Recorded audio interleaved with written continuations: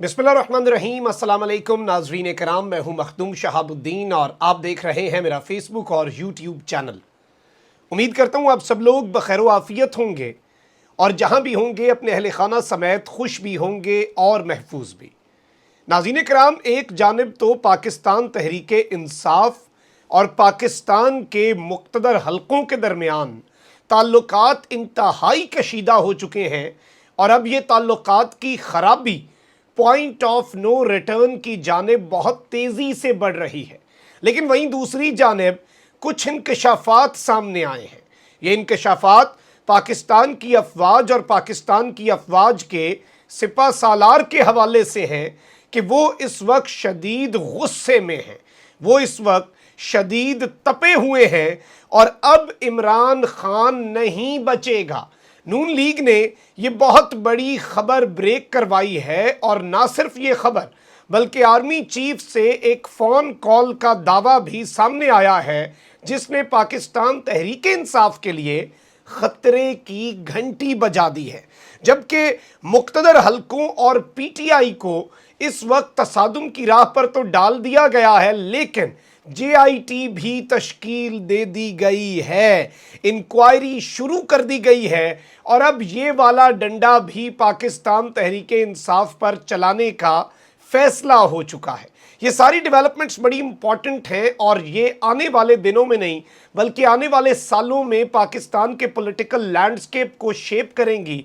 और back to back जो statements आ रही हैं, अगर हम उन्हें भी ऑब्जर्व कर लें, एनालाइज कर लें और एक पूरी टाइमलाइन पर डालकर डॉट्स को कनेक्ट कर लें तो ये समझने में मुझे नहीं लगता कि किसी को मुश्किल होगी कि पाकिस्तान तहरीक इंसाफ के ताल्लुकात मुक़्तदर हलकों से पहले बुरे थे लेकिन अब इंतहाई बुरे हो चुके हैं। और इस बात की तस्दीक अंसार अब्बासी साहब ने भी की कि बद से बदतरीन हो चुके हैं और यहाँ तक कि ये जो एक शोहदा के हवाले से प्रोपेगेंडा हुआ, नाम नेहाद प्रोपेगेंडा मैं इसे कहूँगा, इस प्रोपेगेंडे के बाद मुक़्तदर हलकों ने पाकिस्तान तहरीक इंसाफ के कुछ रहनुमा जो उनसे राब्ते में थे उन्हें कॉल करके अपने गम और गुस्से का इजहार भी किया।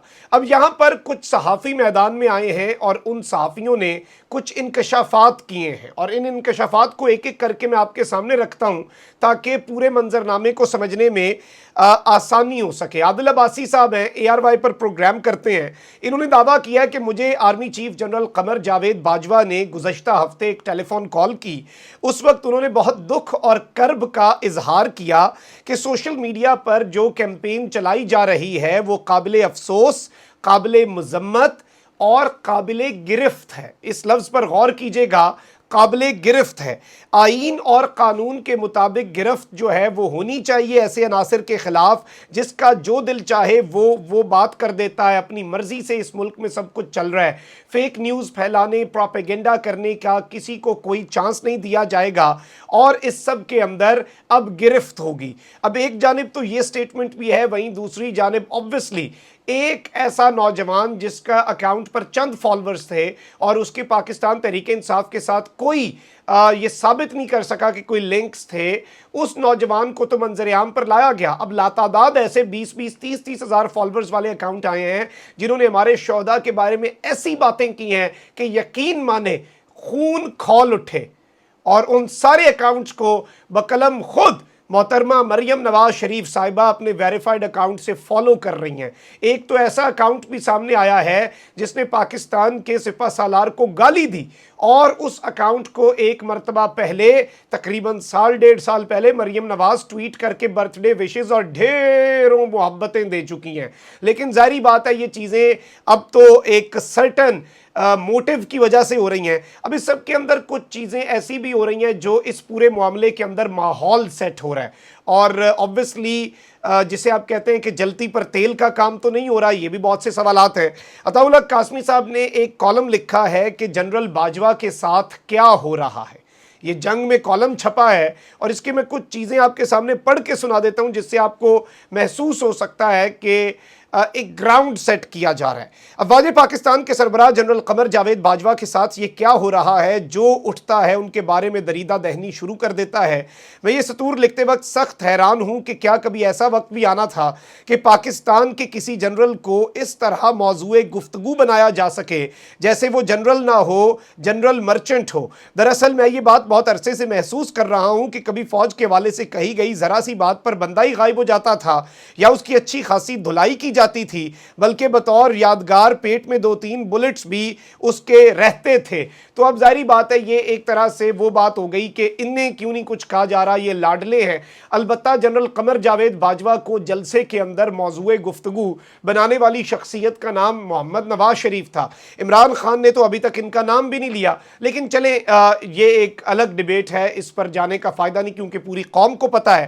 اب یہاں پر ڈاکٹر دانش ہیں اور ظاہری بات ہے کہ ان کے جو ان کا ٹلٹ ہے وہ سب کو پتہ ہے کس کی طرف ہے اور کس طرح سے یہ عمران خان صاحب کے بغض میں بھی مبتلا ہیں۔ تو یہ جو بغض عمران کی بیماری ہے وہ بھی ڈاکٹر دانش کو ہے، جیسے سلیم صافی صاحب کو بہت شدید ہے، ان کی لاسٹ سٹیج چل رہی ہے بغض عمران کی۔ باقی ابھی بھی بچ سکتے ہیں اگر کوئی علاج معالجہ کر لیں اپنا، لیکن بچتے ہوئے نظر کوئی بھی نہیں آ رہے ان میں سے۔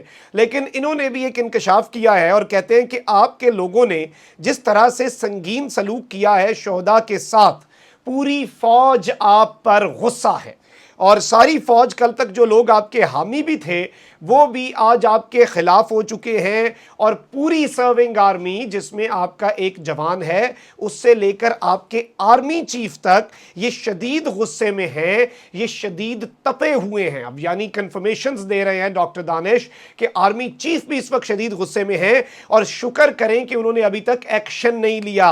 ان کی ذرا سی چھڑی ہلے گی اور آپ کے پرخچے اڑ جائیں گے۔ یہ ایگزیکٹ الفاظ ہیں ڈاکٹر دانش کے، جو غالباً مقتدر حلقوں کے بیاف پر عمران خان صاحب کو دھمکی دے رہے ہیں۔ کہتے ہیں کہ انہوں نے بہت برداشت کیا، آپ اپنے لوگوں کو، قوم کو یکجہتی کے دن 14 اگست کے دن اپنی سیاست کے لیے، اپنے ایجنڈے کے لیے اور دشمن کے پروپیگنڈے کے لیے، مار پیٹ، قتل و غارت گری کے لیے لوگوں کو نکالنا چاہتے ہیں، اپنی مرضی کے فیصلے کروانا چاہتے ہیں، تو ایسا نہیں ہوگا، اب آپ نہیں بچ سکتے۔ اسی جملے کے اندر انہوں نے یہ بات کہہ دی کہ عمران خان کو اب کوئی نہیں بچا سکتا، 3 تلواریں بہت باریک ہیں، تینوں طرف سے آپ پر حملہ ہوگا اور آپ 3 مرتبہ تا حیات نااہل ہوں گے۔ ایک مرتبہ نہیں، نواز شریف ایک کیس میں تا حیات نااہل ہوا تھا، عمران خان صاحب 3 مرتبہ 3 کیسز میں تا حیات نااہل ہوں گے کہ ایک کی اپیل میں کہیں بچ بھی جائیں تو دوسرا کیس وہیں پر رہے۔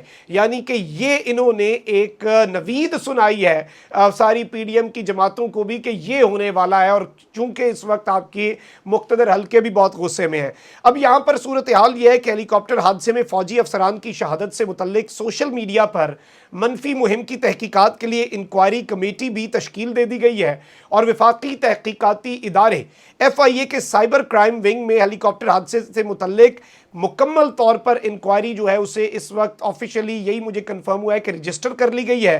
شکایت رجسٹر ہونے کے بعد تحقیقات کے لیے سائبر کرائم نے ایک انکوائری کمیٹی تشکیل دی جس کی سربراہی ڈی جی سائبر کرائم محمد جعفر کریں گے، اور ٹیم میں ڈائریکٹر وقار الدین سید، ڈیپٹی ڈائریکٹر ایاز اور عمران حیدر شامل ہوں گے۔